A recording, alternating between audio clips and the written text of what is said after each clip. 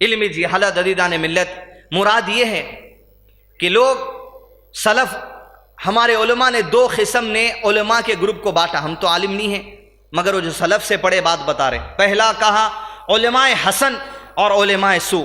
علماء حسن سے مراد وہ علماء، وہ علم والے لوگ جو بہتر معاملات کرتے ہیں، اور دوسرا وہ علماء جو علم رکھتے ہوئے بھی سو جہالت کے فتوے دیتے ہیں. مثال کے طور پہ علم والے ایک عالم صاحب جو کہتے ہیں کہ اللہ رب العزت نے سود کو حرام قرار دیا، تو یہ کہیں گے علماء حسن کہ ہندوستان ہو یا امریکہ ہو، ہر جگہ پہ ہر خطے میں سود حرام ہے. لیکن علماء حسن کو چھوڑ کر علماء سو جو اٹھے گا علم کی جہالت رکھتے ہوئے، علم کے نام پر جہالت کو جو سو اپنی پیش کرتا چلا جائے گا، وہ کہہ دے گا کہ ہندوستان دارالحرب ہے، اس میں سود کھانا پینا جائز ہے. تو یہی علمی جہالت ہے. علم رکھتے ہوئے لوگ جہالت کے پیغام لوگوں کو سنائیں گے، علم کے نام پر جہالت کے پیغام سنائیں گے.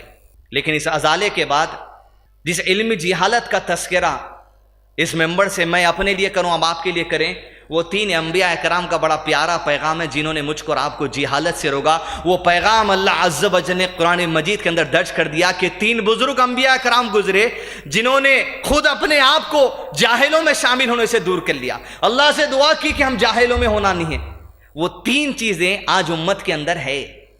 علمی جہالت. علم سب کچھ ہے، قرآن مجید ہمارے پاس ہے، احادیث نبی صلی اللہ علیہ وسلم ہمارے پاس ہے، وہ بھی آتھینٹک، صحیح الگ ہو گئی، ضعیف الگ ہو گئی، پورے پیور فارم میں دین ہمارے پاس ہے. اس کے بعد بھی علم رکھتے ہوئے جہالت کے جو مظاہرے ہو رہے ہیں، اس کی بنیادی وجہ یہ ہے. پہلا تذکرہ سورہ بقرہ نمبر 67. موسیٰ علیہ السلام نصیحت کرتے ہیں، دیکھو جاہلت نہیں کرنا ایسی. اعوذ باللہ من الشیطان الرجیم، بسم اللہ الرحمن الرحیم. رسول سامنے ہیں، قوم سے مطالبہ کر رہے ہیں اپنی احادیث کے ذریعے، اللہ عز و جل کی وحی پہنچا رہے ہیں. اے بنی اسرائیل، اللہ عز و جل چاہتا ہے کہ تم اس کی رضا کے لیے گائے کو قربان کرو. قوم جواب دے رہی. سنیے مزاج آج امت کے کچھ لوگوں میں ایسا پایا جاتا ہے، علمی جہالت یہی ہے. اعوذ باللہ من الشیطان الرجیم. وَإِذْ قَالَ مُوسَىٰ لِقَوْمِهِ إِنَّ اللَّهَ يَأْمُرُكُمْ أَن تَذْبَحُوا بَقَرَةً قَالُوا أَتَتَّخِذُنَا هُزُوًا. کہا موسیٰ نے، قوم اللہ عز و جل چاہتا ہے کہ تم اسی رضا کے لیے گائے کو قربان کرو. تو قوم کیا سوچی؟ رسول کی حدیث آ رہی، اللہ کی وحی آ رہی، علم سامنے آ گیا. قوم کا مزاج سنیے، قوم یا کہتی ہے قالوا اتتخذنا ہزوا. کیا بات کر رہے ہیں موسیٰ علیہ السلام؟ کیا ہنسی کی بات کر رہے ہیں ہم سے؟ گائے وہ بھی ہم ذبح کرنا، ہزوا؟ ارے کیا ہنسی کی باتیں ہم سے کر رہے ہیں؟ 2 قومیں دنیا میں ایسی ہیں جو گائے کی پوجا کرنے والے ہیں. ہم سمجھ رہے ہیں خالی یہ یہاں کے والے، یہاں والے نے، یہود بھی گائے کے پجاری ہیں، اس لیے گائے کو پورا سپورٹ کرنے والی یہ قوم بھی ہے. بولے کیا رسول اللہ کی بات آپ ہمارے سامنے ایسی کریں؟ یہ تو بڑی ہنسی کی بات ہے، گائے کاٹنا.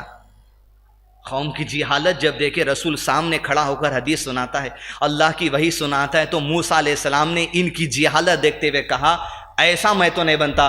قال اعوذ باللہ ان اکون من الجاہلین. اے اللہ رب العزت ایسا جاہل بننے سے موسیٰ کو بچا لے. علم آ جانے کے بعد، حدیث آ جانے کے بعد، قرآن کی بات آ جانے کے بعد، اللہ عز و جل کا پیغام آ جانے کے بعد یہ کہتی ہے قوم کیا ہنسی کی باتیں ہیں، اللہ ایسا جاہل موسیٰ کو تو بننا نہیں علیہ السلام. کیا داڑھی چھوڑ رہے ہیں سر؟ ارے عمر ہوتی یار، نوجوانی تمہاری کیسی عمر میں داڑھی چھوڑ لی؟ ہزوا؟ ارے تم ہنسی اڑا رہے ہیں رسول اللہ علیہ وسلم کی حدیث کی. ارے شادی زندگی میں ایک آدھ بار ہوتی ہے، کر لو. کامل صاحب نمازاں بہت پڑھ رہے ہیں، جلدی جاتے کیا دنیا سے؟ ہزوا؟ ارے کیا تم مذاق کر رہے ہو؟ تو اللہ عز و جل کہتے ہیں قرآن مجید سورہ توبہ سورہ نمبر 9 آیت نمبر 65 میں، یہ کوئی حدیث سے مذاق کرنا، یہ کوئی قرآن کی آیت سے مذاق کرنا، دین کی کوئی بات سے مذاق کرنا، اور آپ یہ مت سمجھیے کہ قول کہہ دے تو مذاق ہوتا. آپ کا عمل اس بات کا اظہار کر رہا ہے کہ آپ دین کا مذاق اڑا رہے ہیں. اعوذ باللہ من الشیطان الرجیم.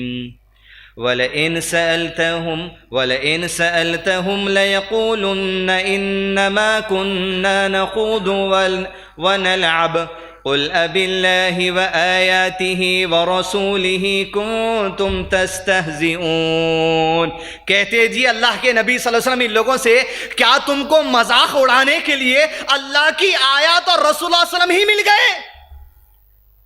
ارے ہنسی اڑاتے تو کوئی اپنی ذاتی بات کے اڑا لیتے، لیکن اللہ کا کیا دین مل گیا تم کو ہنسی اڑانے کے لیے؟ دیندار لوگ مل گئے تم کو ہنسی اڑانے کے لیے؟ عزیزان ملت، یہ علمی جہالت ہے۔ علم سامنے آ جانے کے بعد سب کچھ جانتے ہوئے سب حق ہے، اس کے بعد جہالت پہ اتر گئے تو علم سامنے رکھتے ہوئے ایسی جہالت اچھی بات نہیں ہے۔ موسیٰ علیہ السلام نے کہا اللہ ایسا جاہل تو میرے کو بننا نہیں ہے جیسی میری قوم کہہ رہی ہے، ہنس رہی تیرے پیغام پہ سن کر۔ ہمارے اندر بھی اگر یہ مزاج ہے دین کی بات کو اندر ہی اندر عمل نہ کر کے ہنس لے رہے ہیں، جان دے رہے بھائی یہ کر رہے بھائی، تو اس طرح کی ہنسی سے اپنے آپ کو اراد کریے، اس لیے کہ یہ جہالت کہا موسیٰ علیہ السلام نے۔ دوسرا تذکرہ نوح علیہ السلام کا، سورہ ہود سورہ نمبر 11 آیت نمبر 47، کہا نوح علیہ السلام ایمان والے لوگوں کا جوڑا کشتی میں سوار کر لو، اور ہمارا وعدہ ہے آپ سے سنیے کہ آپ کے گھر والوں کو ہم بچا لیں گے۔ مشیت پہ انگلی اٹھانا یہ کیسی جہالت ہے، تصور کریے آپ۔ اللہ ہمارا رب ہے مان رہے ہیں، اقرار کرتے ہیں کہ اللہ رب العزت نے ہم کو پیدا کیا، بھلائی اس کی طرف سے، جو سو آزمائش کے لیے کوئی مصیبت اس کی طرف سے، ہر چیز اس کی طرف سے، یہ زبان سے کہہ دیں گے، لیکن مشیت پہ انگلی اٹھانا کیسا ہے؟ نوح علیہ السلام یا مثال نہیں ہے اس کے لیے، لیکن نوح علیہ السلام کے الفاظ کی نصیحت کر رہے ہیں اللہ سبحانہ تعالیٰ۔ نوح علیہ السلام نے کہا ایسا جاہل میرے کو بھی بننا نہیں ہے۔ سوار ہو گئے، اب کشتی چلی، گویا ایسی چلی پہاڑوں کے مانند لہروں میں ایک کشتی چل رہی ہے، اور نوح علیہ السلام کا بیٹا پہاڑ کے اس کنارے پر ہے۔ نوح علیہ السلام نے کہا بیٹا کشتی میں آ جا۔ بیٹے نے کہا آج یہ پہاڑ مجھے بچا لے گا۔ نوح علیہ السلام نے کہا آج کسی کے لیے چھوٹ نہیں ہے۔ جب بیٹا غرق ہونے لگا، اللہ کا وعدہ یاد آیا کہ اللہ تو نے کہا تھا کہ میرے گھر والوں کو بچا لے گا۔ سن لے، اعوذ باللہ من الشیطان الرجیم۔ وَنَادَى نُوحٌ رَبَّهُ فَقَالَ رَبِّ إِنَّ ابْنِي مِنْ أَهْلِي وَإِنَّ وَعْدَكَ الْحَقُّ وَأَنْتَ أَحْكَمُ الْحَاكِمِينَ۔ میرا بیٹا غرق ہو رہا، میرے پروردگار تیرا وعدہ تھا تو میرے اہل کو بچا لے گا، تو وہ تیرے وعدوں کے خلاف نہیں کرتا، میرے بیٹے کو بچا لے۔ مشیت الہی کوئی نہیں جانتے۔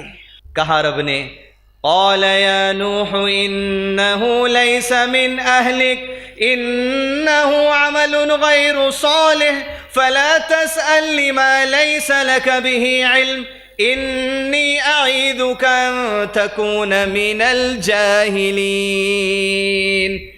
نہیں، اے نوح علیہ السلام نہیں، ایک نبی کا اور ایک کافر کا کوئی رشتہ ہو ہی نہیں سکتا۔ وہ کافر ہے اور آپ نبی ہے جو توحید کی دعوت دینے والے ہیں، وہ آپ کے اہل میں سے نہیں۔ خبردار ایسی باتیں کر کے اپنے آپ کو جاہلوں میں شمار مت کر لو۔ مشیت پہ انگلی نہیں اٹھانا کبھی۔ ہم کو پتا نہیں اللہ کے فیصلوں سے کیا بھلائی ہمارے پاس آنے والی ہے۔